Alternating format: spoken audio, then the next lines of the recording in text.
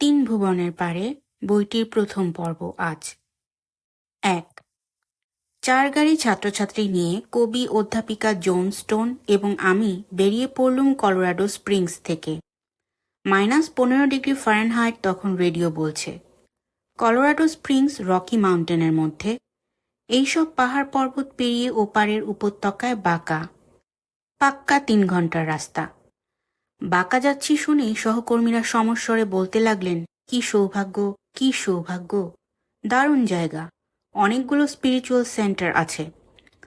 জায়গাটির নিজস্ব একটা আধ্যাত্মিক চরিত্র আছে, শান্তির ও আত্মোন্নতির জায়গা। এর স্থান মাহাত্ম্যের কথা আমেরিকান ইন্ডিয়ানদের কিংবদন্তিতে আছে। সেই থেকেই নানান ধর্মের লোকেরা এসে ওখানে বানপ্রস্থ নেবার, সন্ন্যাস নেবার, ধ্যান করবার, তপস্যা করবার আশ্রম গড়তে চেষ্টা করছেন। যার সঙ্গেই দেখা হয় তিনিই বলে ওঠেন, বাঁকাতে যাচ্ছ? যেমন সেখানকার অপূর্ব প্রাকৃতিক সৌন্দর্য, জনহীন কুমারী প্রকৃতি, তেমনি অপরূপ শান্তিময় আধ্যাত্মিক পরিবেশ। দেখো, মনে প্রাণে পরিপূর্ণ শান্তি নিয়ে ফিরবে। কিন্তু প্রশ্ন করলেই শুনতে পাই প্রায় সকলেই শোনা কথা বলছেন। স্বয়ং সেখানে গেছেন মাত্র 2-1 জনই। যে জায়গার স্থান মাহাত্ম্য এমন ঘোরতর সম্প্রচারিত, সেখানে যাবার ইচ্ছে যে আমার মধ্যে ক্রমেই বাড়বে তা বলা বাহুল্য। চট্টগ্রাম বাঁকায় নাকি নানান ধর্মপীঠের সহাবস্থান। যারা সেখানে বাস করেন তারা বানপ্রস্থী, আর বহিরাগতদেরও সেখানে নাকি মাঝে মাঝে গিয়ে কিছুদিনের মতো সাময়িক আশ্রমিক জীবনযাপনের সুবন্দোবস্ত আছে। কিন্তু এ বিষয়ে কেউই স্পষ্ট করে কিছু জানেন না। বাঁকা থেকে আর কিছুই কি নেই?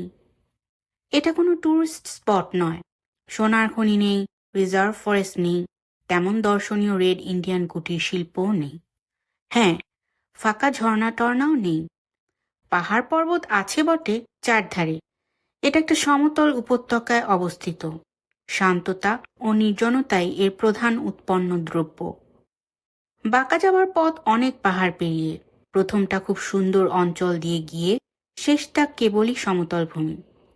বরফের চাদরে পুরো ঢাকা রাস্তার দুপাশ। দূরে ঘিরে আছে তুষারমৌলি পর্বতমালা। তুষার যে কেবল নিজেই নিঃশব্দে ঝরে তা নয়, চারিদিকে একটা শব্দবিরোধী আবহাওয়াও তৈরি করে নেয়।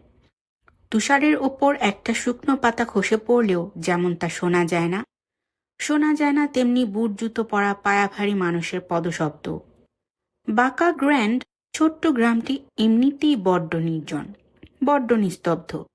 কিন্তু এমন এই তুষারাচ্ছন্নতা তার নৈশব্দ অনেক গুণ বাড়িয়ে দিয়েছে। পথ দিয়ে হঠাৎ ছুটে যাওয়া মোটর গাড়ি আর তারই পিছু পিছু দৌড়ে চেঁচিয়ে ওঠা পথের পাহাড়ি কুকুরের গলা ছাড়া আর কোনো শব্দ নেই এখানে।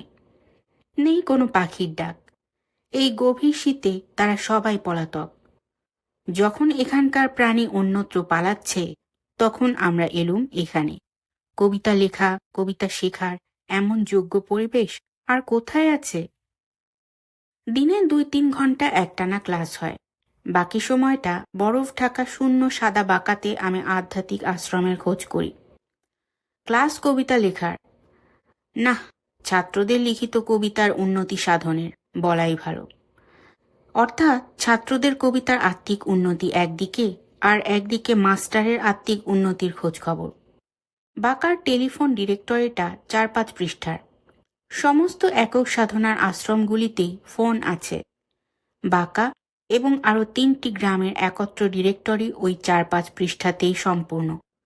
তাতেই বুঝুন কতজন মাত্র অধিবাসী ওই অঞ্চলে। গ্রামটি অত্যন্ত ছোট। একটি মুদির দোকান, একটি পোস্ট অফিস, একটি গ্যাস স্টেশন, একটি রেস্তোরাঁ, ব্যাস। কয়েকটি বাড়ি।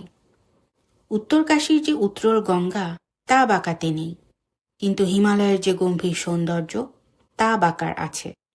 আমাদের দেশে সাধু সন্তদের হিমালয়ে চলে যাওয়ার রেওয়াজ বহু প্রাচীন। হিমালয়ের কোলে কোলে হরিদ্বার ঋষিকেশ থেকে উঠতে উঠতে উত্তরকাশী রুদ্রপ্রয়াগ পর্যন্ত নানা বিভিন্ন মতের সাধু সন্তদের গুরুদেবদের আশ্রম, বিভিন্ন দেবতার মন্দির, মঠের ছড়াছড়ি। গোটা অঞ্চলটায় পূর্ণভূমি, পূর্ণ অঞ্চল। স্থান মাহাত্ম্যের গুণেই ওখানে প্রাণের শান্তি আসে। চিত্তচাঞ্চল্য কমে যায়। অনেক বিরাট এক প্রাকৃতিক মহিমার সকাশে এসে দাঁড়িয়ে জীবনের তুচ্ছতা ক্ষুদ্রতাগুলিকে ক্ষুদ্র বলে চিনতে পারা যায়। বাঁকা এমনি এক জায়গা। সাংগ্রে দি খ্রিস্ট বা যিশুর রক্ত আর সান হুয়ান বা সেন্ট জন, এই দুই পর্বতের মাঝে সান লুইস বা সেন্ট লুইস উপত্যকার মধ্যে সাংগ্রে দি খ্রিস্টোর বরফ সাদা পাথুরে বুকেই ছোট্ট এক পাহাড়ি গ্রাম বাঁকা। এখানেও ছোট্ট একটি নদী আছে, শান্তশিষ্ট পাহাড়ি ঝর্ণা, যাকে কোনো মতেই উত্তাল অলকানন্দার সঙ্গে তুলনা করা ধৃষ্টতা মাত্র। কিন্তু বাঁকা গ্র্যান্ড নামের ছোট্ট গ্রামটিকে উত্তরকাশীর সঙ্গে তুলনা করতে আমার বাচ্ছে না। আশ্রমে আশ্রমে ভর্তি বাঁকা গ্রামটি আধ্যাত্মবাদ চর্চার একটি নির্জন নিরুপদ্রব কেন্দ্র, যেখানে রেল বাস কিচ্ছু যায় না। পাবলিক ট্রান্সপোর্ট বলতে প্রাইভেট গাড়ি, আর গ্রামের ভেতর পা গাড়ি। লোকে হাঁটে, সাইকেল চড়ে আর গাড়ি চালায়। কয়েকটি বাগান বাড়ি আর একগুচ্ছ টাউন হাউস আছে। তারই কিছুটাতে কলোরাডো কলেজের ক্যাম্পাস, সেমিনার হল ইত্যাদি। বাকিগুলি ব্যক্তিগত সম্পত্তি। বাঁকার 3 মাইলের মধ্যেই 6-7টি আধ্যাত্মিক আশ্রম রয়েছে পাহাড়ের কোল ঘেঁষে। বরফে গোজা একটি হিন্দু আশ্রম, একটি কার্মেলাইট ক্যাথলিক সাধুদের আশ্রম, একটি জেন বৌদ্ধ আশ্রম, একটি তিব্বতী লামাদের আশ্রম, একটি শ্রী অরবিন্দ শিক্ষা আশ্রম। এছাড়া তৈরি হচ্ছে সুফিদের সেন্টার, শার্লি ম্যাকলেইনের আধ্যাত্মিক সেন্টার, মার্কিনী রেড ইন্ডিয়ানদের একাধিক স্থানীয় প্রজেক্ট চলছে, তাদের ধর্ম সংস্থাপনের চেষ্টাও।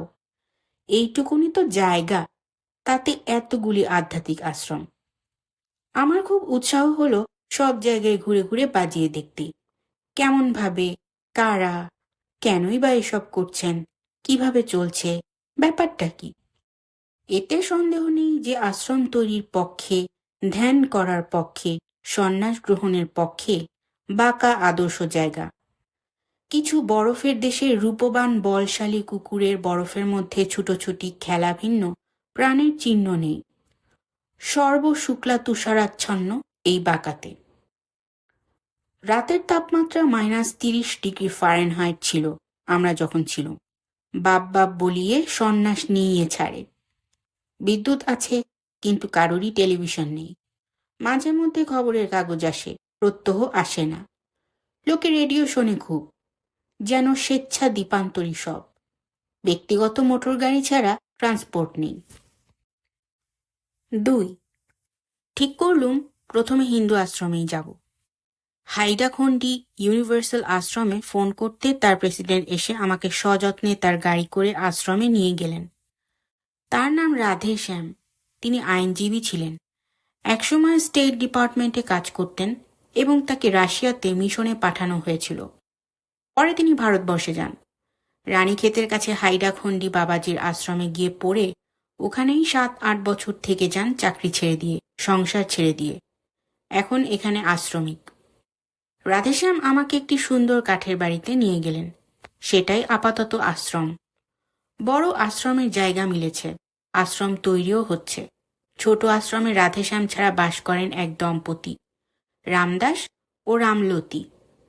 সকলেই মার্কিনী, পোশাক আশাকও মার্কিনী, স্বয়ং কক্ষগুলি কিন্তু দেশি।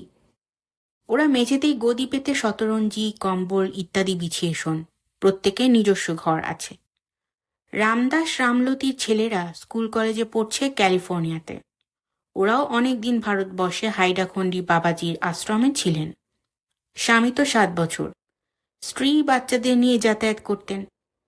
হাইডাখন্ডি বাবাজির তিরোধানের পর এরা মার্কিন দেশে ফিরেছেন এবং বাবাজির আশ্রমের অনুসরণে আশ্রম গড়তে চেষ্টা করছেন। বাবাজি নিজে হিন্দু, আদি কৈলাস পর্বত গুহায় তার সিদ্ধি। কিন্তু তিনি বিশ্বাসী নন ধর্মান্তরণে। অহিন্দুকে তিনি হিন্দু করেন না, কেবল তাদের কর্ম ও কর্মযোগ, এই দুটিতে বিশ্বাসী করে তোলেন। দুবেলা নাম কীর্তন, যজ্ঞ, নিত্য পূজা, গুরুর আরাধনা আশ্রমে তো সবই দেখলাম হয়। দোতলায় মন্দির রয়েছে, যজ্ঞের জন্য অগ্নিকুণ্ডও রয়েছে। ওরা যাকে হবম বলছেন। আর রয়েছে ভারতীয় সামগ্রীর দোকান, ধূপকাঠি, বাবাজির বইপত্র, ছবি, লুঙ্গি, পাঞ্জাবি, মালাচুরি, নামাবলি, কোষাকুষি, ঘট, পুষ্পপাত্র, কারি পাউডার, চন্দন তেল সবই বিক্রি হচ্ছে। আমি ওম নমঃ শিবায় লেখা একটি সাদা পোস্টার কিনতে চাইলুম।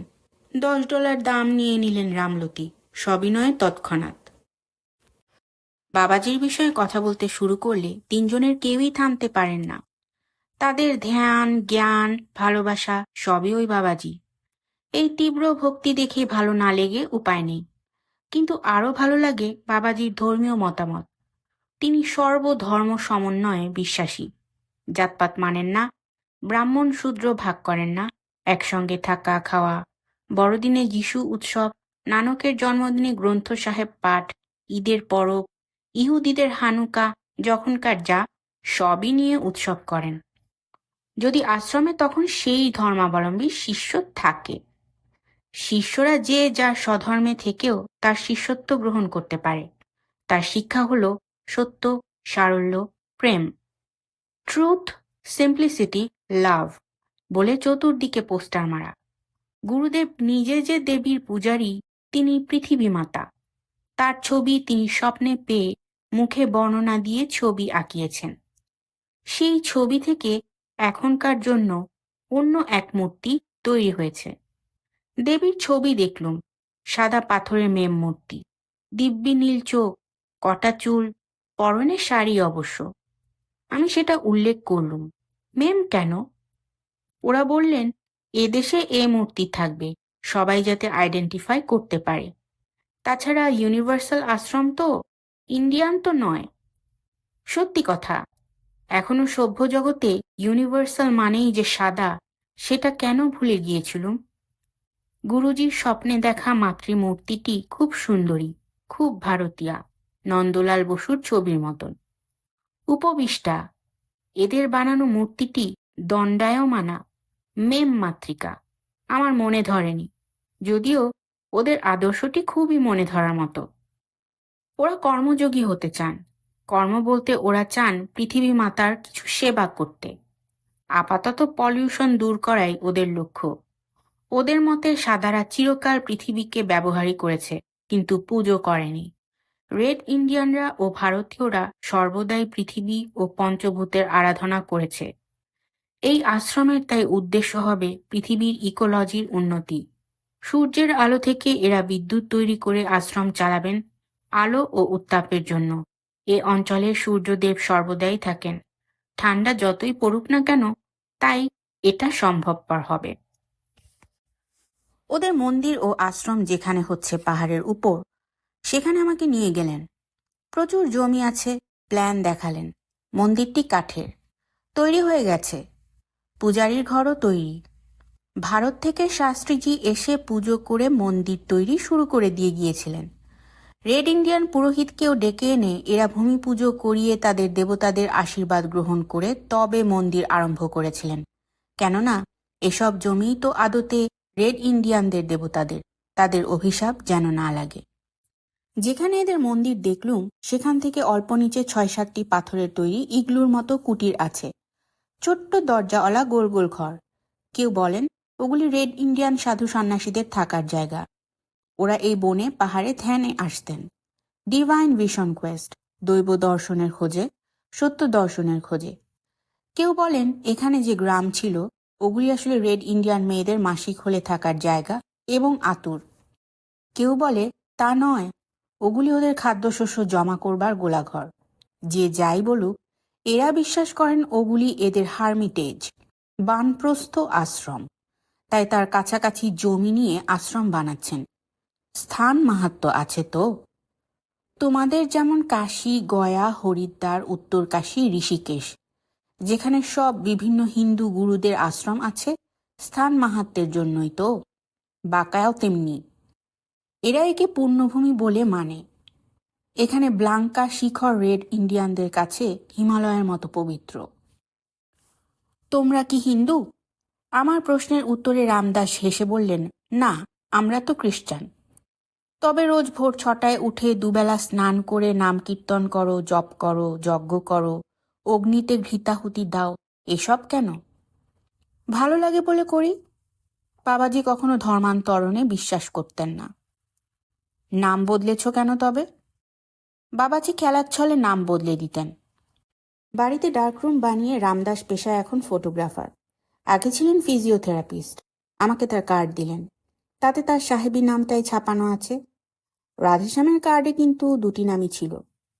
এরা নিয়মিত একটি বুলেটিন বের করেন, রামলতি যার সম্পাদিকা। সারা আমেরিকাতে নাকি প্রচারিত হয় সেই বুলেটিন। হাওড়াখণ্ডী বাবার মন্দির আরও কয়েকটি আছে আমেরিকাতে। বাড়ির মধ্যেকার মন্দিরের আবহাওয়াটি সুন্দর ছিল, চাপা ধূপের গন্ধে ভরা। এই খোলা বরফের মধ্যে পাহাড়ের গায়ের মন্দির এখনো অসম্পূর্ণ। তার ভিতরে যাবার পথ বরফে বন্ধ। তবে জুলাই মাসের মধ্যে সংকীর্তনের নাট্য মন্দিরও নাকি তৈরি হয়ে যাবে। মূর্তি প্রতিষ্ঠা ও বড় মন্দির উন্মোচন করা হবে জুলাইতে।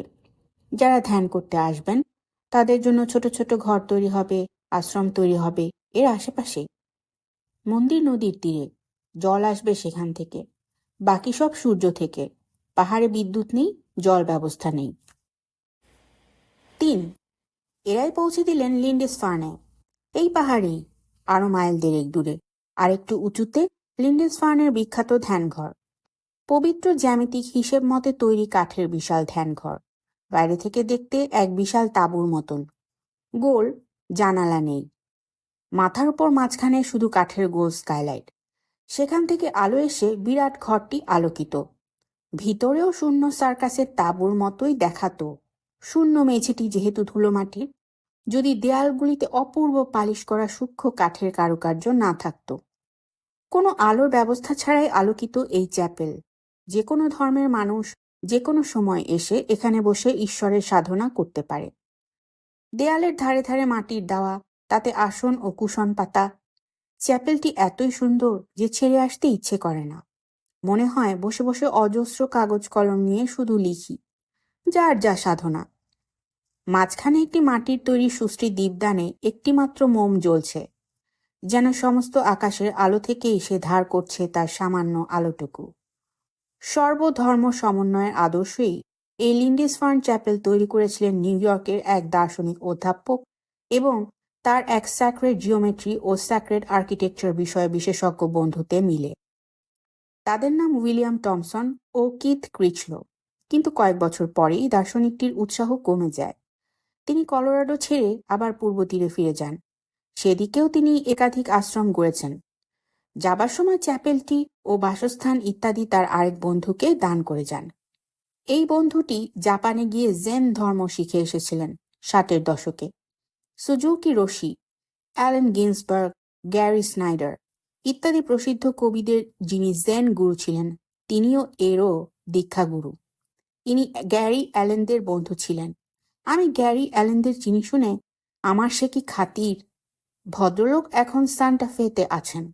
তার নাম রিচার্ড বেকার। তার শিষ্যরা ডাকেন বেকার রশি। তিনি নিজেই এখন একজন জেন দীক্ষাগুরু হয়ে গেছেন। জেন টাস 10 রিচার্ড বেকার রশি বলে নিজের নাম লেখেন। জেন নিয়েই তার জীবন। সপ্তাহে একবার বাঁকাতে আসেন উপাসনা করতে। কলোরাডো স্প্রিংসে ফিরে একদিন একটি স্থানীয় কাগজে দেখেছিলুম বেকার রশি খুব অসুস্থ। তার কালরোগ এইডস হয়েছে। তিনি মৃত্যুর দ্বারে। এই খবরটি যে আমার মতোই আরো অনেককেও বিচলিত করেছে তাতে সন্দেহ নেই। বিশেষত তার যারা শিষ্য শিষ্যা তারা নিশ্চয়ই ভেঙে পড়েছেন। ইনি সমকামী শিল্পী ছিলেন বটে একসময়, কিন্তু তার জন্য রোগ হলো এখন। কিন্তু এসব খবর আমি জেনেছি বাঁকা থেকে ফিরে আসার পরে। যখন তার আশ্রমে গেছি তখন কিছুই জানতাম না। এতদিনে তিনি বেঁচে আছেন কিনা তা শুদ্ধ জানি না। অবশ্য খুব সম্ভবতই নেই। কে এখন বাঁকার জেন্ডোর গুরু আমার জানতে ইচ্ছে করে। হয়তো কখনো এসে পৌঁছবে তাদের কোনো বুলেটিন। সর্বত্র ঠিকানা রেখে এসেছি। গেরাল বলে 6.5 ফুট লম্বা কঙ্কালসার যে মিষ্টি জার্মান ছেলেটি আমাকে জেন ধর্ম বোঝাচ্ছিলেন, তিনি সস্ত্রীক এই আশ্রমে আছেন 2 বছর। বউয়ের নাম গিজেলা। আরও 2টি জার্মান ছাত্রছাত্রী 6 মাসের জন্য এসেছে। বেশি লোক থাকার জায়গাও নেই এখানে। বাসস্থানটি অপূর্ব। চমৎকার রান্নাঘর দিয়ে ঢুকতে হয়। বসার ঘরটিরও ছাদ কাচের।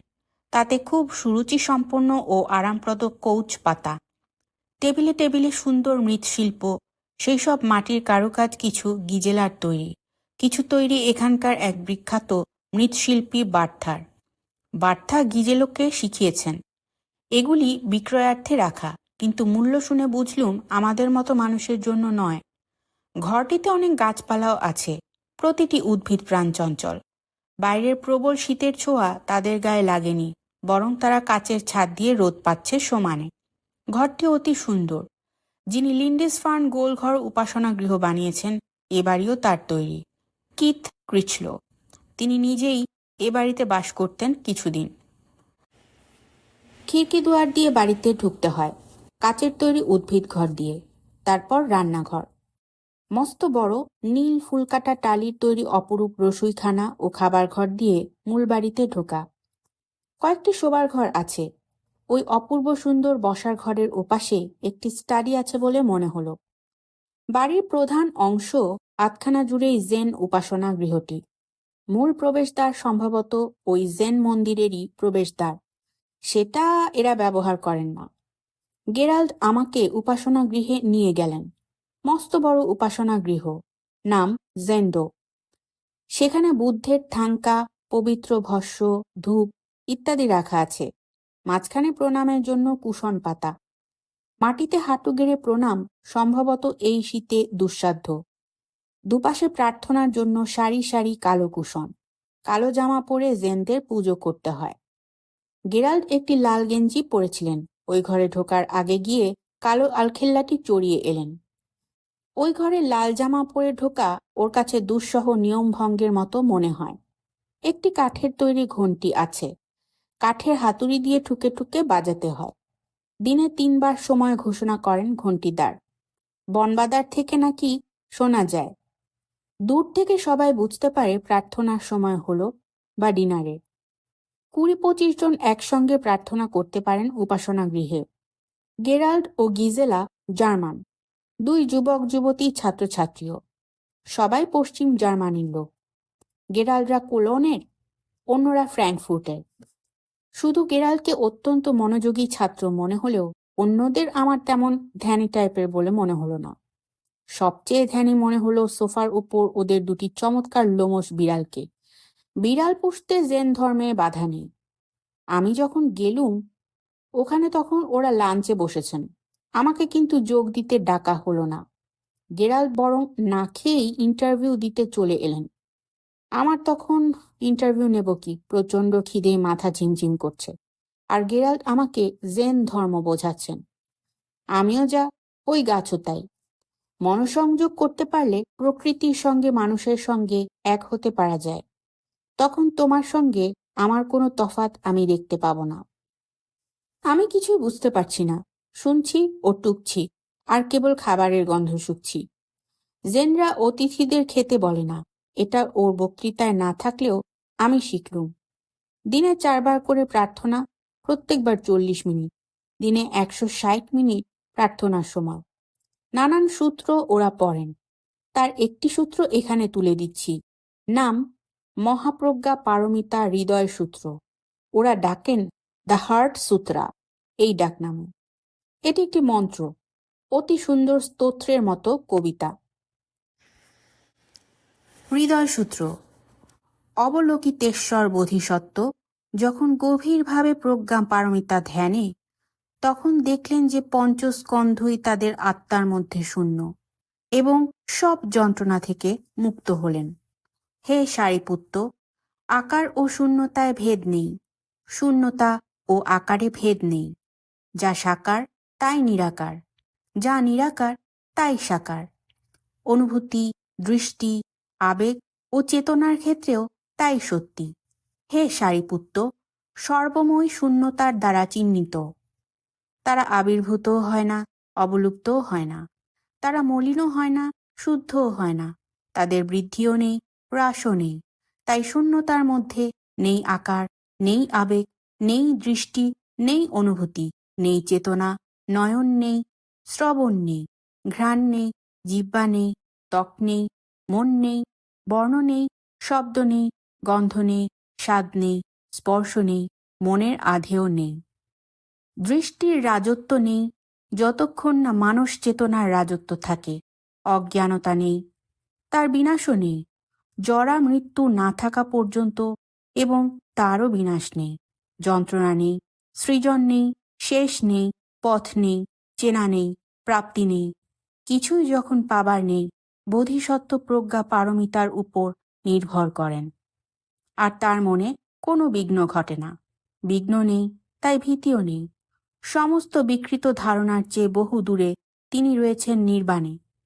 ত্রিভুবনের সকল বুদ্ধই নির্ভর করেন প্রজ্ঞা পারমিতার উপর এবং চরম, অতুল্য, সম্পূর্ণ, অভ্রান্ত আলোকপ্রাপ্ত হন।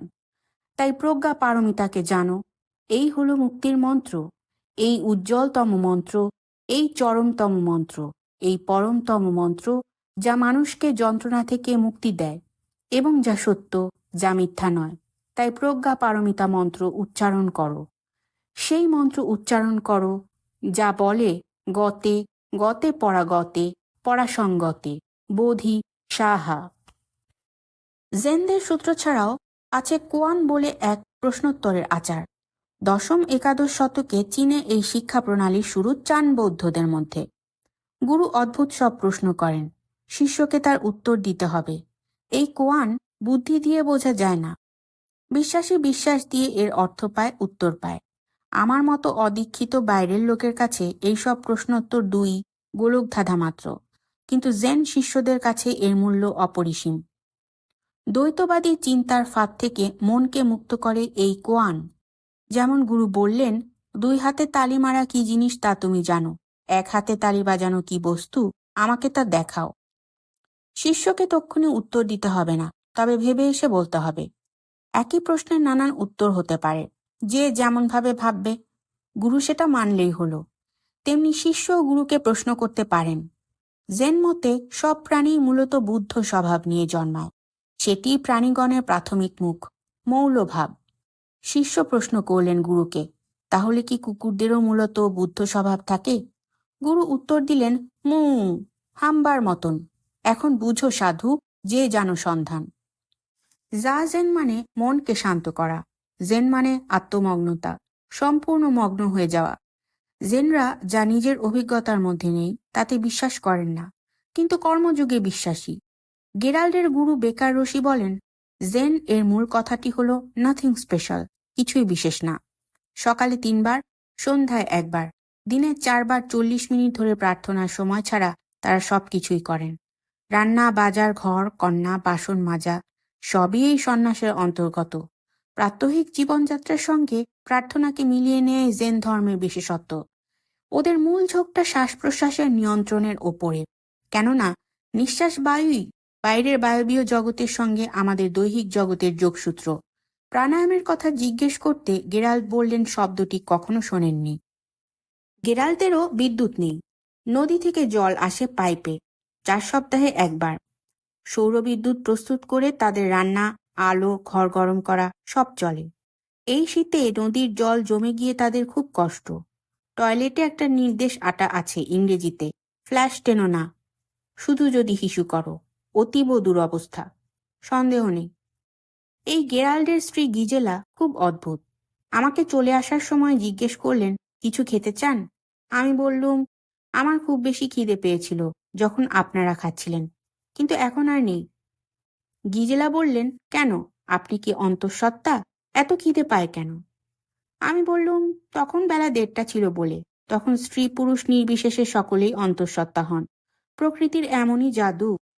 গিজেলার সঙ্গে অন্য জার্মান মেয়েটিও চলল, বছর 18 বয়স। গাড়ি করে আমাকে তিব্বতীদের বাসস্থানে পৌঁছে দিতে। সঙ্গে 2 ঝাঁকা ময়লা কাপড় চোপড়। জলের অভাবে ওখানে কাচতে পারে না। গ্রামে গিয়ে একজনদের বাড়িতে কেচে আনবে। সত্যি সত্যি যথেষ্ট কৃচ্ছ সাধন করে এদের জীবনযাপন। তার মধ্যেই ভারী সুন্দর গাছগাছালি করেছে। আর 2টি খুব গোলগাল নধর মার্জার। মার্জারই জেন আশ্রমের সদস্য। বাগানে পাখিদের জন্য কাঠের ঘর বাঁধা আছে। মৌমাছিদের জন্য একরকম বাক্স বেঁধে রেখেছে গাছে। এখন শীতে সেখানে নাকি অনেক রকমের পোকামাকড় আশ্রয় নেয়। পাখিরাও আশ্রয় নেয় ওদের বানানো বাড়িতে। এরা তাদের খাইয়ে আসে রোজ। জীবজন্তু পশু পাখির প্রতি এদের যে নজর, ভারতীয় মানুষের প্রতি তার এক কণাও কিন্তু দেখলুম না। হাইডাকুন্ডি আশ্রমের প্রেসিডেন্ট ওদের নির্দেশ দিয়ে না এলে আমাকে গ্রামে পৌঁছে দিতেন কিনা কে জানে। গাড়িতে বসে গিজেলা একটি কথাও বললেন না। অন্য মেয়েটির সঙ্গে কথা কইতে কইতে এলুম। সে আর তার তরুণ বয়ফ্রেন্ড এসেছে 6 মাসের জন্য জেন প্রার্থনা শিখতে। সে স্কুলের গণ্ডি পার হয়নি, একটি ফার্মে কাজ করে। তার বয়ফ্রেন্ড কিন্তু বিশ্ববিদ্যালয়ের ড্রামার ছাত্র। এই 6 মাস সে পড়ছে না। ভাঙা ভাঙা ইংরেজি আর জার্মান মিশিয়ে আমরা কাজ চালিয়ে নিলুম ভালোই। তুমি ফিরে গিয়ে কি করবে? ফার্মে কাজ করব আর জেন উপাসনা করব। সহজ হেসে উত্তর দিল। এদেরও অনেক জমি আছে। জেন আশ্রমের আরো বাড়িঘর হবে। লোক আসে গ্রীষ্মে, এখন না। তখন 25 জনও উপাসনায় আসে।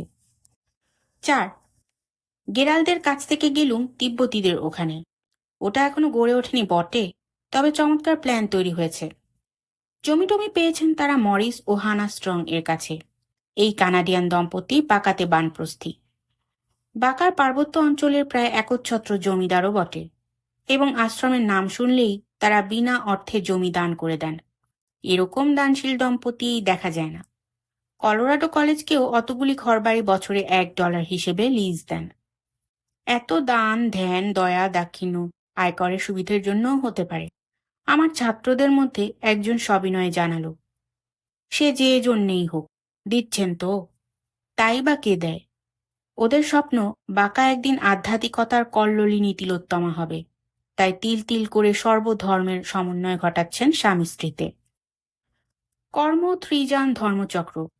তিব্বতী বৌদ্ধ প্রতিষ্ঠানের যে গুম্ফা হবে তার প্ল্যানই দেখলুম শুধু, এখনো কিছুই হয়নি। হানা স্ট্রং এর ছোট বোন ম্যারি অ্যান একজন তিব্বতী দোভাষীকে বিয়ে করেছেন, যিনি কর্মপার দোভাষী। কর্মপা হচ্ছেন দালাই লামার মতোই আরেকটি শাখার লামা গুরু। আমাদের দালাই লামার সঙ্গে তার একত্রে অনেক ছবি দেখলুম ঘর ভর্তি টাঙানো। আপাতত কর্মপা তিরোহিত হয়েছেন। সিকিমের বিখ্যাত রুমটেক গুম্ফাতে তার দেহ ভস্মীভূত হয়েছে। তার দেহ রক্ষা যদিও ঘটেছিল শিকাগোতে। সিকিমের রুমটেকই তার প্রধান আশ্রম। এছাড়াও সারা পৃথিবীতে তার অনেক আশ্রম আছে। দালাই লামার সঙ্গে কর্মপার ধর্মশিক্ষার বিশেষ তফাৎ নেই, শুধু আচার বিচারের কিছু পার্থক্য। কিন্তু সেটি কি মেরি অ্যান বলতে পারলেন না। তবে জেন এর সঙ্গে এই তফাৎ যে মেরি অ্যান যখন তার বাচ্চাদের দুধ বিস্কুট খাওয়াচ্ছিলেন, আমাকেও কফি বিস্কুট যত্ন করে খাওয়ালেন। আপাতত যতদিন মঠ না হচ্ছে ওদের একটি বাড়ি আছে। এক আমেরিকান ভক্ত শিষ্য বাড়িটি কিনে নিয়ে ওদের ব্যবহার করতে দিয়ে গেছেন। সেখানে তিব্বত থেকে লামারা ও শিক্ষাগুরু রিপো ছেড়া এসে বসবাস করেন ও শিক্ষা দেন। San Luis Valley Tibetan project house তার নাম। বাড়িটি পাহাড়ে নয়, গ্রামেই। মস্ত বড়, অতি আধুনিক বাসগৃহ। তার বৈঠকখানাতে প্রায় 100 খানেক মানুষের মাটিতে বসে প্রার্থনা করবার ঠাঁই হয়। প্রত্যেক বুধবার সন্ধ্যাবেলা তারা ওখানে 1 ঘন্টার ধ্যান সভা করেন। ধ্যান মানে শ্বাস প্রশ্বাস সংযত করা, ইচ্ছার অনুগত করা। জেনদের মতোই এখানেও শ্বাস প্রশ্বাসের ওপর জোর। যখন গুরুরা আসেন তখন পুজোও হয়। গুরুরা না এলে পুজো করবার যোগ্যতা এদের নেই। এরা শিষ্য, ছাত্র, ভক্ত মাত্র, তাই নিত্য পূজা হয় না। ম্যারিয়ানের বাচ্চাগুলি তিব্বতী মার্কিনী মেশানো, ভারী মিষ্টি। খুব সহজভাবেই তিনি তিব্বতী সংস্কৃতি নিয়ে মুগ্ধ হয়ে আলোচনা করতে পারেন। রান্নাঘরে দেখলাম নানা রকমের ডাল। মুখ ভিজানো। ভারতীয় রান্না করো? হ্যাঁ, অনেকবারই তিনি ভারতবর্ষে গেছেন। তার স্বামী দার্জিলিং এর মিরিক নামক একটি জায়গা থেকে এসেছেন। বাগডোগরা দিয়ে যেতে হয়। কলকাতায় গিয়েছ? না তো। সে কি গো, আমরা দিল্লি, পাটনা, কাশী এমন জায়গা থেকে সোজা বাগডোগরা চলে যাই, কিন্তু কলকাতা কখনো যাওয়া হয়নি। জানি না, হয়তো আমার স্বামী গেছেন। শুনে আমি হতবাক। পাটনাও গেছেন, অথচ কলকাতা যাননি। পশ্চিমবঙ্গেই তো জন্ম হয়েছে তার স্বামী। মিরিক কোথায় ছিল? পশ্চিমবঙ্গ সরকার তাকে টুরিস্ট স্পট করে গড়ে তুলেছে। লোকে নাম শুনছে, কেমন করে তিনি তিব্বতী সংস্কৃতিতে উৎসাহ পেলেন জিজ্ঞেস করতে ম্যারিয়ান, যিনি ক্লাসিক্যাল পশ্চিমী সুন্দরী, নীল চোখ, শুভ্র সোনালী চুল, অথচ চোখে মুখে বুদ্ধির ধার যথেষ্ট। বললেন, তাদের মূল মাতৃভূমি ডেনমার্ক, তারা কানাডাতে থাকতেন। একবার কিছু তিব্বতী উদ্বাস্তু তাদের বাড়িতে এসে পড়াতে তাদের সঙ্গে প্রথম তিব্বতের যোগাযোগ হয়। তারপর প্যারিসে তাদের বাবা মা ভাই বোন সবাই মিলে গিয়ে এক তিব্বতী লামার সঙ্গে দেখা করেন। সেই দেখা যেন বহু জন্মের চেনা বলে মনে হলো। সেই থেকেই পুরো পরিবারই তিব্বতী ধর্ম, কর্ম ও সংস্কৃতি নিয়ে মগ্ন হয়ে আছেন। এই তিব্বতী স্বামীকে তিনি কানাডাতেই পেয়েছেন, যখন তিনি কর্মপা লামা মহারাজের দোভাষী হয়ে আসেন। তিনি সাধারণ তিব্বতী যুবক, ভালো ইংরেজি শিখেছেন, ধর্মকর্মের কেউ নন। ওদের বিয়ে হয়েছিল দিল্লিতে, তিব্বতী পন্থায়। লামা ওদের মন্ত্র উচ্চারণ একসঙ্গে করিয়েছিলেন মঠে। হত্যা করব না, চুরি করব না, মিথ্যা বলবো না, মাতাল হব না, অপর স্ত্রী পুরুষে গমন করব না।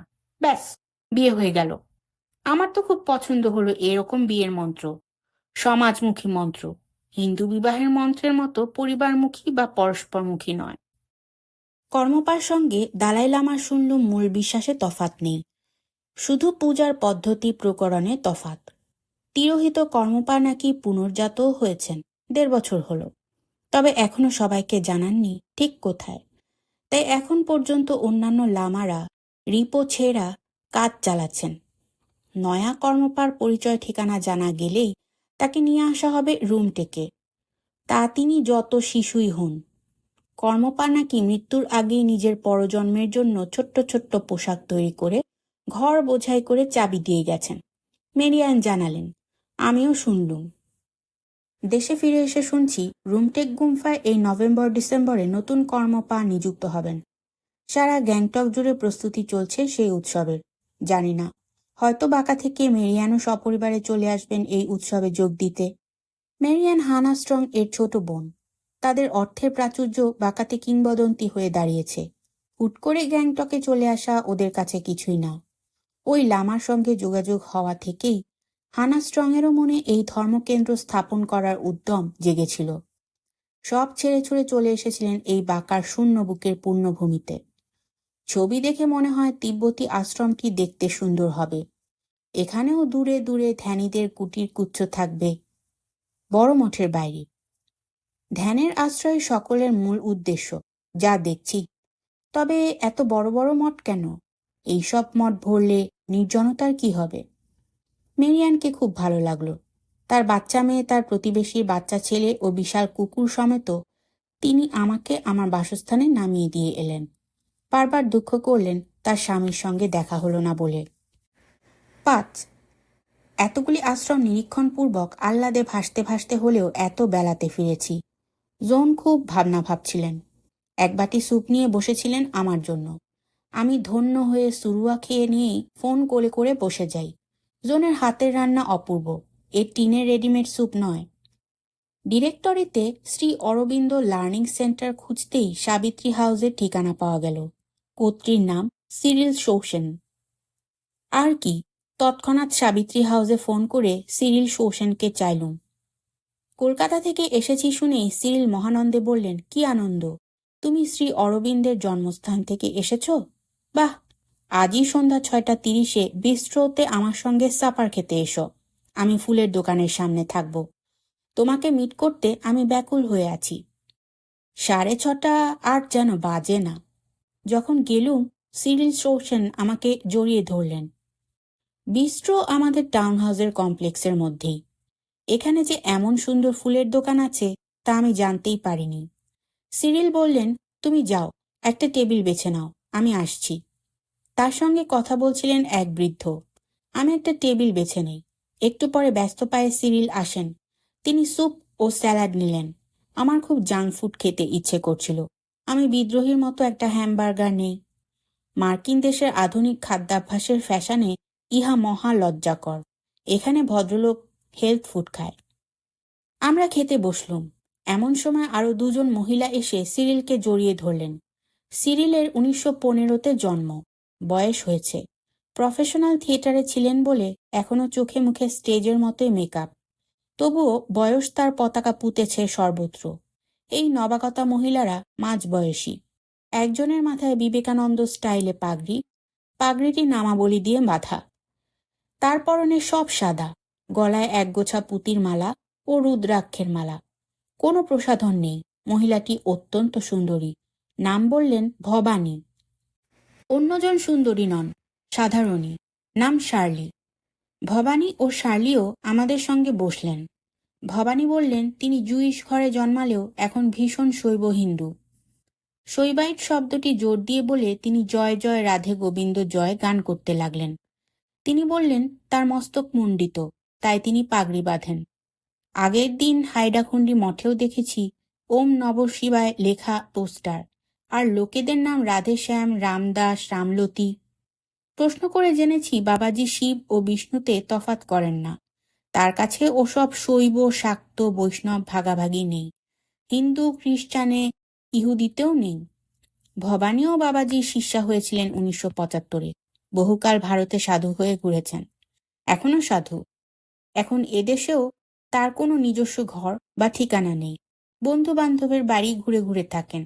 তিনি নাকি মা ভবানী, জগতে সবাই তার সন্তান।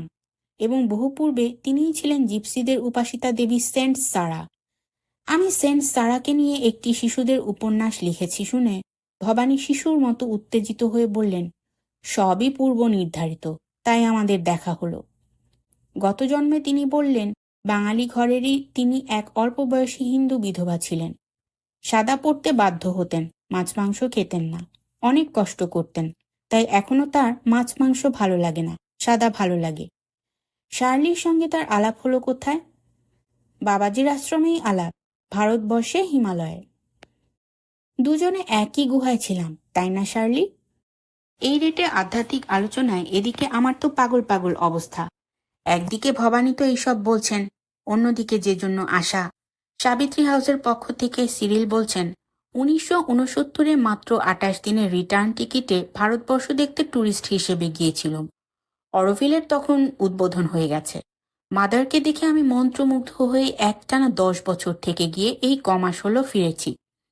কোথায় 28 দিনের জন্য যাওয়া, কোথায় 9-10 বছর। আমার স্বামী ইতিমধ্যে মারা গেছেন।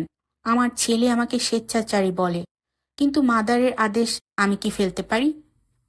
শুনে আমি ছেলেকেই সাপোর্ট করব কিনা বুঝতে না পেরে চুপ করে থাকি। উনি সাবিত্রী হাউসের ছবি দেখাতে দেখাতে আমাকে বোঝান SALC কি, শ্রী অরবিন্দ লার্নিং সেন্টার। শ্রী অরবিন্দের ও মাদারের শিক্ষা এখানে প্রদান করা হবে এবং ফেইথ হিলিং এর ব্যবস্থাও আছে। অরোভিলের সঙ্গে বাকার একটি গভীর আত্মীয়তা গড়ে তোলাই তার উদ্দেশ্য। প্রতি রবিবার বিকেলে প্রার্থনা ও ধ্যান হয় সাবিত্রী হাউসে। তিনিও হানা মরিসদের কাছে জমি পেয়েছেন। তিনি 10 বছর অরোভিলের মাতৃমন্দিরে কাজ করতেন মাদারের আদেশ অনুযায়ী। এখানে এসে তিনি শ্রী অরবিন্দ ও মাদারের বাণী প্রচারের জন্য একাধিক নাটক লিখে মঞ্চস্থ করেছেন বাকার অধিবাসী বৃন্দকে নিয়ে। বাকাতেও সিরিল মাতৃমন্দিরেরই মতো কিছু গড়তে চান। সিরিল খুব সামাজিক মানুষ, আর বিস্ট্রো বাকার একমাত্র রেস্তোরাঁ।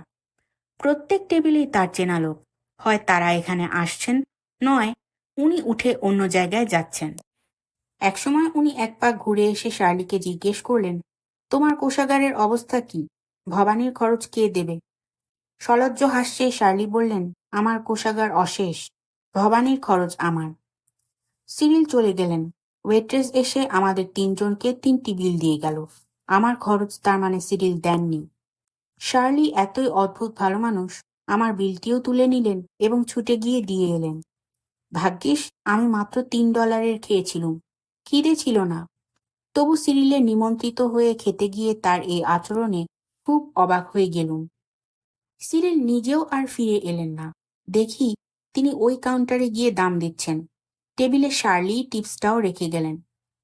ভবানীর কাছে শুনলুম শার্লি ম্যাক্রোবায়োটিক রাঁধুনি, রান্নাবান্না করেন, ওটাই ওর জীবিকা। আর রোজ সন্ধ্যাবেলা কীর্তন করেন। পুয়েবলো শহরে থাকেন।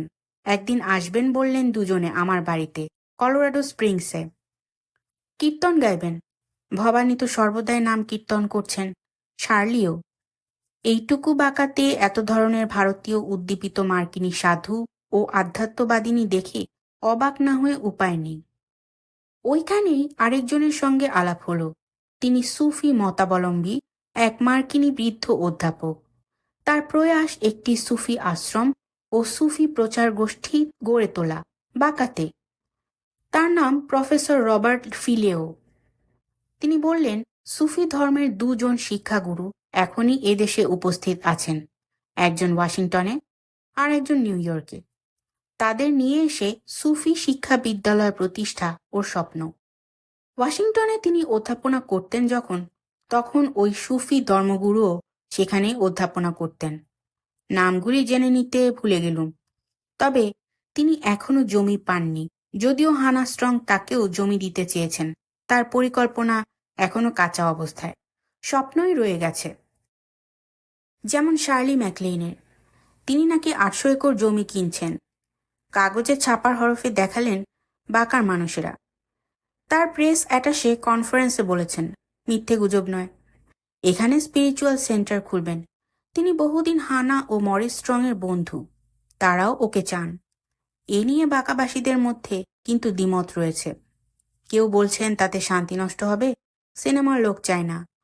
কেউ বলছেন ভালোই হবে, বাঁকার লোকেদের এতে কর্মসংস্থান হবে। স্ট্রংরা জমি বেচলে কে বাধা দিবে? বন্ধু বলে ব্যাপার, তবে কিছুই এখনো পাকা হয়নি। শার্লি ম্যাকলিন এখন কিন্তু মার্কিন দেশে বেশ প্রসিদ্ধ গ্রন্থকর্ত্রী। আমরা তাকে এদেশে চিনি শুধু চিত্রতারকা হিসেবেই, কিন্তু তার আত্মজীবনীর ও নানান আধ্যাত্মিক ধ্যান ধারণামূলক বইয়ের খুব বিক্রি বাজারে। তার একটি বই, আউট অন দ্য লিম, তো সবার বাড়িতেই আছে। তিনি জন্মান্তরবাদে বিশ্বাসী।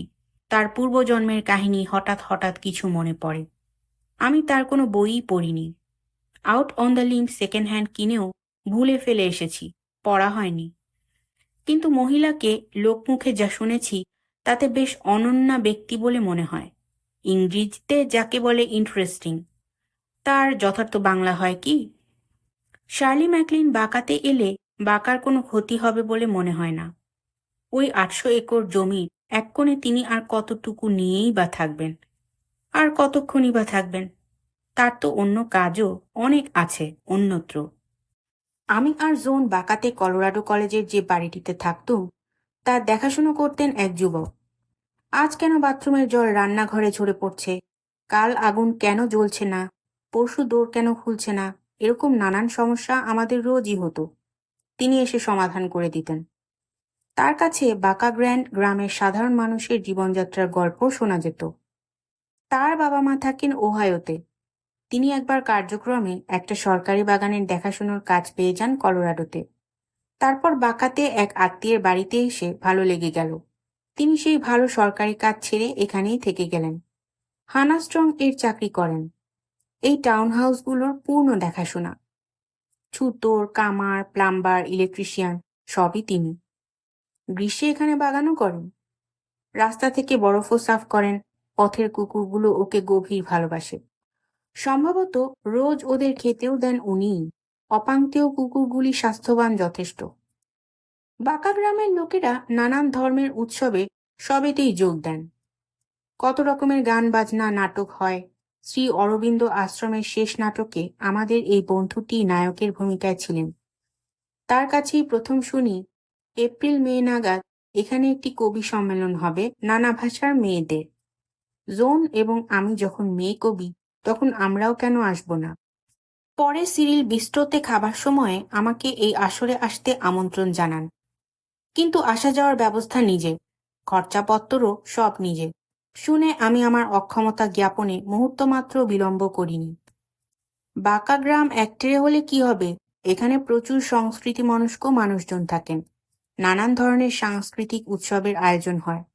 বলেছিলেন কাঠের গায়ে হাতুড়ি ঠুকতে ঠুকতে হাস্যবদন কোকড়াচুল বিশ্বকর্মা সেই ইহুদি যুবকটি, যার স্ত্রী এই বাঁকা পছন্দ নয় বলে স্বামীকে পরিত্যাগ করে চলে গেছেন কিছুদিন হলো। ইহুদিদের কোনো সংস্থা নেই এখানে? না, বেশি ইহুদিই তো নেই এখানে। তাছাড়া আমি খুব একটা ধার্মিক ইহুদি নই। আমার দ্বারা ও সব সংস্থা টংস্থা করাই সম্ভব নয়। আমার কাছে সব ধর্মই সমান, সবারই তো এক ঈশ্বর। এতগুলো মঠ দিয়ে বলুন তো এরা কি করবে? এখানে সবচেয়ে পুরনো মঠটা দেখেছেন? কার্মেলাইট সাধুদের মঠ। সেও অবশ্য খুব একটা পুরনো নয়। কার্মেলাইটরা যেমন পুরনো। বাঁকাতে তো কিছুই খুব একটা পুরনো নয়। যা পুরনো তা হচ্ছে রেড ইন্ডিয়ানদের সংস্কৃতি। সেটাকে পুনরুদ্ধারের খুব চেষ্টা চালাচ্ছেন হানা স্ট্রং। গবেষণা কেন্দ্র স্থাপন করছেন এই তো আপনাদের বাড়ির পাশেই। যাবেন কিন্তু সেখানেও অনেক খবর পাবেন। সবচেয়ে পাকা এখানকার কার্মেলাইটদের মাঠ। ফোন করতে শুনলুম এটা ভুল সপ্তাহ। এই সপ্তাহে মঠের সন্ন্যাসিনীরা সবাই মৌনী, তপস্যা করছেন একা একা। কেউ দেখা করবেন না, কথা বলবেন না, ধ্যানস্থ। তবে আপনিই কথা বলুন, আমি যে কালই চলে যাচ্ছি। আপনি তো মৌনী নন। ফোন যিনি ধরেছিলেন তিনি হেসে উঠলেন। বেশ তো, চলে আসুন। 6. দ্য স্পিরিচুয়াল লাইফ ইনস্টিটিউট ছাড়াও মঠটির নাম নাদা হার্মিটেজ। এটি অমন উঁচুতে পাহাড়ের গায়ে নয়, জেন বা হাইরাখন্ডি মন্দিরের মতো। উপত্যকাতেই, অনেকটা দূরত্বে, বরফ ঢাকা বালিয়াড়ির মধ্যে অবস্থিত।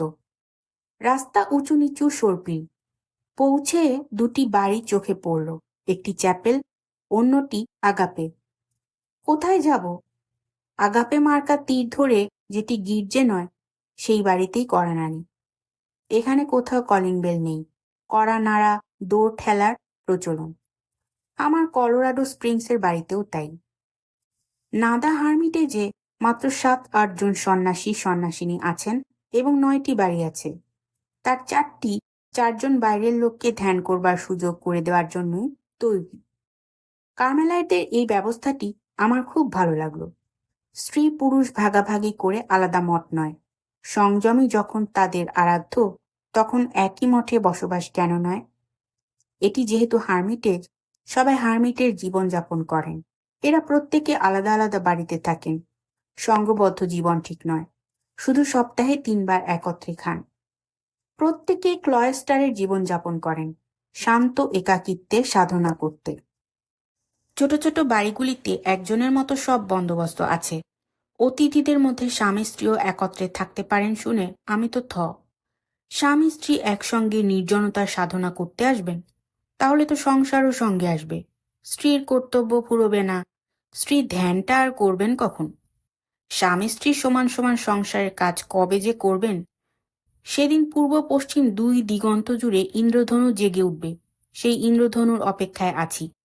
কিছু কিছু স্বামী ঘরের কাজ করেন, তা সেটা যেন তার কর্তব্যের বাইরে, অনুগ্রহ, বিকৃতি অথবা আদর্শবাদ। স্বাভাবিক নয়, আশাতীত, স্বভাব বহির্ভূত সৌন্দর্য সেটা সমাজে। উনি খুবই আশ্চর্য রকম ভালো লোক, স্ত্রীকে গৃহকর্মে সাহায্য করেন। আমার কথা শুনে আমার কে নাম্নী সাধিকা বললেন তিনি এই মে মাসে পুরোপুরি মন্ত্র দীক্ষিত সন্ন্যাসিনী হবেন। এখনো হননি। বয়স মাত্র 27। ভারী মিষ্টি, দেখলে মনে হয় 17।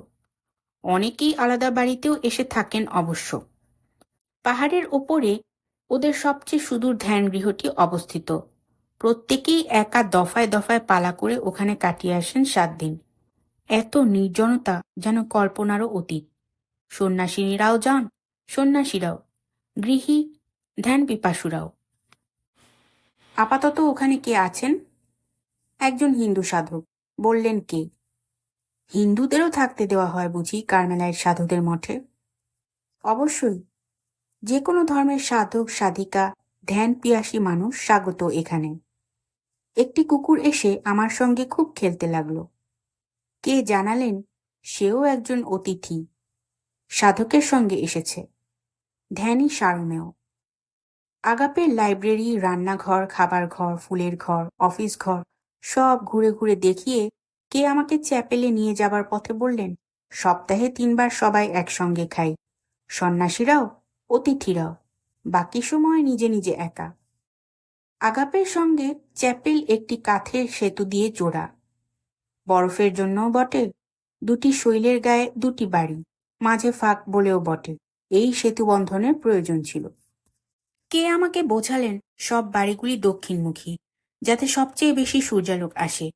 এখানেও সৌরচল্লিতে রান্না। সৌর উত্তাপে ঘরদোর গরম। সর্বত্রই মোমবাতি ও হারিকেন লণ্ঠন আছে দেখলুম। সাংরে দে ক্রিস্টো চ্যাপেলটি খুব শান্ত, সহজ, ছোট্ট। পালিশ করা কাঠের দেয়াল, ছাদ, মেঝে। কোণের বেদিটি শুধু 3টি পাথর সাজিয়ে তৈরি, খুব কঠোর, খুব সুন্দর দেখতে। একটি পোলিশ গির্জের বেদির অনুকরণে তৈরি। পাথরগুলির রং সবজে কালো। বেদিটির দুধারে 2টি রঙিন কাচের জানালা আছে। চ্যাপেল মাত্রেই যা মানানসই। কিন্তু যেহেতু এই চ্যাপেলের 1985-তে উদ্বোধন হয়েছে, এর ঝলমলে রং করা কাচের জানালাগুলির ছবিগুলি আধুনিক এবং অসাধারণ বিষয়বস্তু নিয়ে আঁকা। সেন্ট তেরেসার চার্চ, তাতে সেন্ট তেরেসার ছবি থাকবে, অন্যান্য কার্মেলাইট সাধু সন্তদের ছবি থাকবে, এটাই স্বাভাবিক ছিল। কিন্তু ছবি একেবারে আলাদা। প্রসঙ্গত, এরা মাদার টেরেসাকে খুব শ্রদ্ধা করেন। কলকাতা এদের কাছে মাদার টেরেসার শহর।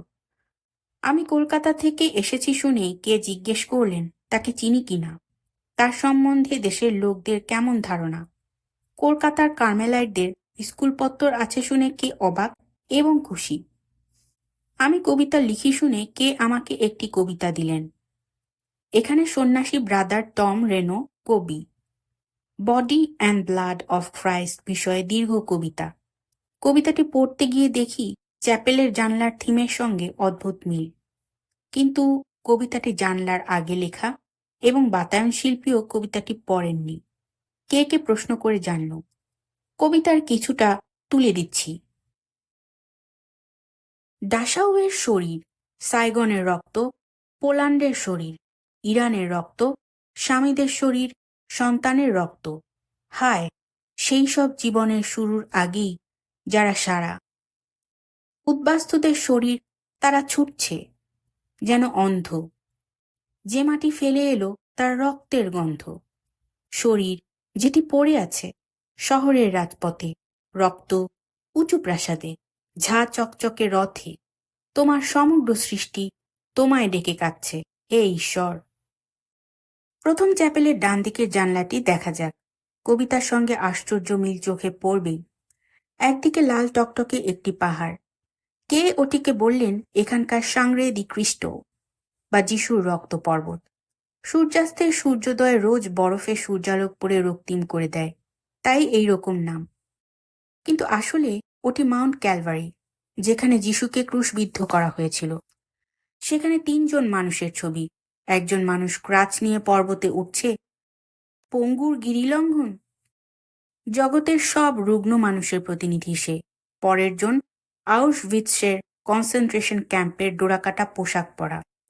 জগতের সব রাজনৈতিক অত্যাচারিতদের এবং ইহুদিদের প্রতিনিধি সে। তারপরে একটি ক্লান্ত চুলখোলা মেয়ে একটি কুকুরকে নিয়ে বসে আছে। কুকুরটিকে আদর করছে।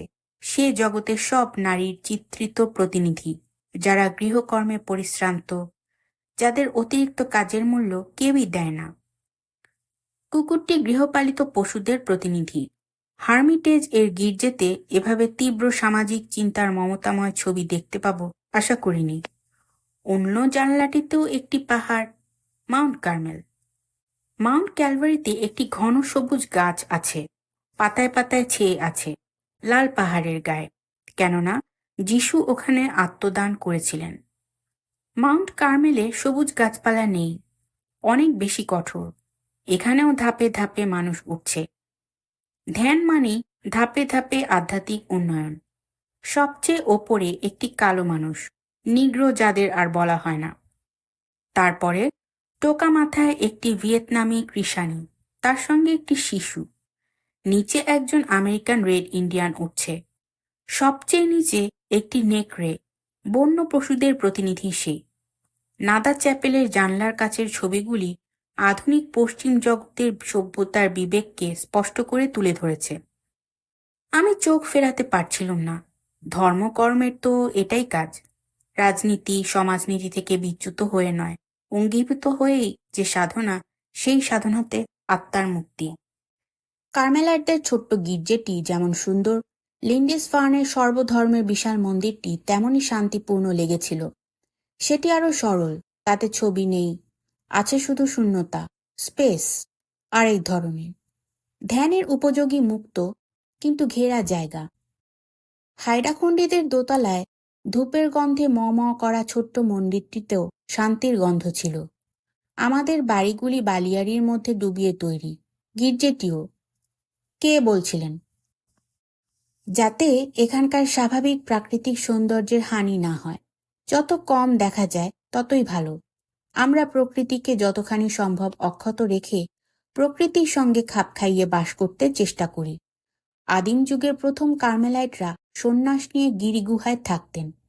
আমাদের গিরিগুহা নেই বলে বাড়ি বানাতে হয়েছে। যেমন যথাসাধ্য নিচু গলায় আমরা কথা বলি, বাড়িগুলিও তেমনি যথাসাধ্য নিচু, গির্জেও তাই। আমাদের মোটো নীল সিনে নুমিনে, নাথিং উইদাউট গড। প্রকৃতিতেও ঈশ্বরের করুণারই প্রকাশ। বাঁকাতে দেখলুম কি হিন্দু, কি জৈন, কি তিব্বতী, কি কার্মেলাইট, ক্যাথলিক, সকলেরই চেষ্টা প্রকৃতিকে লঙ্ঘন না করে, খণ্ডন না করে, প্রকৃতিকে পরিতৃপ্ত অক্ষত রেখে ধরিত্রী মায়ের ধ্যানভঙ্গ না করে সন্তর্পণে নিজেদের ধ্যান গৃহ গড়ে নেওয়া।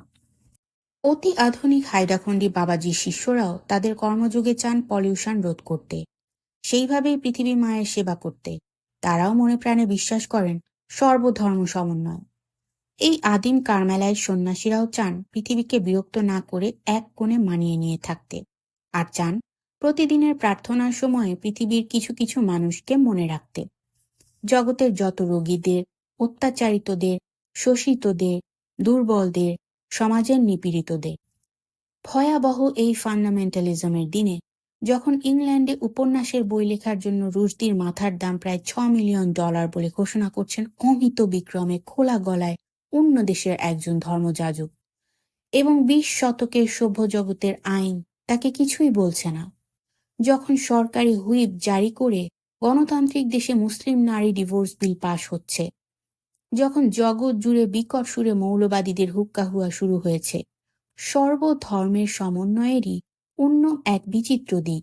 হিন্দু, মুসলমান, খ্রিস্টান, ইহুদি, এখন সকলের মধ্যে মৌলবাদের ঐকিক সূত্র জাগিয়ে উঠছে তাবৎ বিশ্ব জুড়ে।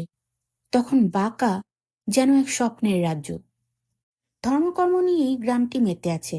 আমেরিকান রেড ইন্ডিয়ানদের কোনো মঠ মন্দির দেখলুম না, তবে তাদেরও একটি অগ্নিকুণ্ড আছে, যেখানে তাদের যজ্ঞ, ফায়ার সেরেমনি করা হয় মাঝে মাঝে, পুরোহিত এনে। ফায়ার সেরেমনি যজ্ঞের মতো এক পূর্ণ ক্রিয়াকর্ম। এই অগ্নিকুণ্ডে একটা কেলেঙ্কারি করে ফেলেছিল আমাদের ছাত্রছাত্রীরা। কুণ্ডটিকে ধর্মীয় স্থান বলে চিনতে না পেরে তারা বনফায়ারের জায়গা ভেবে সেখানে অতি কষ্টে বরফ সাফ করে আগুন জ্বালিয়ে গান গেয়ে নেচে বিয়ার টিয়ার খেয়ে ওই আগুনে মাংস টাংস ঝলসে পিকনিক করে ফেললে। তারপর শুরু হলো হৈ হৈ কাণ্ড। ধর্মীয় পীঠস্থান নোংরা করেছে তারা, শূন্য বিয়ারের ক্যান ছড়িয়েছে তো বটেই, তাছাড়াও ওই পূর্ণ অগ্নিকুণ্ড তো আর বারবিকিউ করে মাংস খাবার জন্য নয়। ছাত্রে মাস্টারে অনেক মাপ টাপ চেয়ে নিয়ে জায়গাটি পরিষ্কার করে অনেক টাকা জরিমানা দিয়ে যাতে পুরোহিতকে এনে জায়গাটিকে শোধন করে নেওয়া যায় তার বন্দোবস্ত করে তবে না মুক্তি। এই গ্রামের জমিদারনি স্বয়ং শ্রীমতী হানা স্ট্রং মধ্যস্থতা না করলে মিটমাট হওয়া খুবই মুশকিল ছিল। কিংবদন্তি বলে, জগৎ যখন ধ্বংস হয়ে যাবে সাদা মানুষদের লোভ, ক্রোধ ও অন্যায়ের ফলে, তখনও পবিত্র 4 পর্বতের মধ্যবর্তী এই অংশটুকু নাকি অক্ষয় থাকবে। রেড ইন্ডিয়ানদের একাধিক জাতির ভিন্ন ভিন্ন কিংবদন্তিতে একই কথা বলা আছে, এই অঞ্চলটি পুণ্যভূমি, এর স্থান মাহাত্ম্য আছে। তবে হ্যাঁ, একটি জিনিস খেয়াল না করে উপায় নেই, প্রত্যেকটি আশ্রমেরই বিজ্ঞাপনের দিকে যথেষ্ট নজর। প্রত্যেকের ফোল্ডার আছে, আশ্রমে থাকতে সাদর আহ্বান জানিয়ে ডাক আছে, থাকতে হলে যে ডোনেশন দিতে হবে, কত দিতে হবে ইত্যাদি তাতে বলাও আছে। প্রায় প্রত্যেক আশ্রমে শুধু বুকলেটই ছাপায় না, নিয়মিত নিউজ লেটারও বের করে। আশ্রমে কে এলো গেল, কি উৎসব হলো, কি বক্তৃতা, কি যজ্ঞ, কি প্রার্থনা হলো, সব কিছু জানিয়ে। বাঁকাতে লোকজন নেই, এত এত পাঠ্যবস্তু পড়ে কারা? সব দিকবিদিকে ডাকে বিলি হয়, যাতে প্রচার হয় যার যার আশ্রমের গুণপনার। না, প্রচার বিমুখ বলা যাবে না এদের। তবে রিট্রিটে যাওয়া কেন?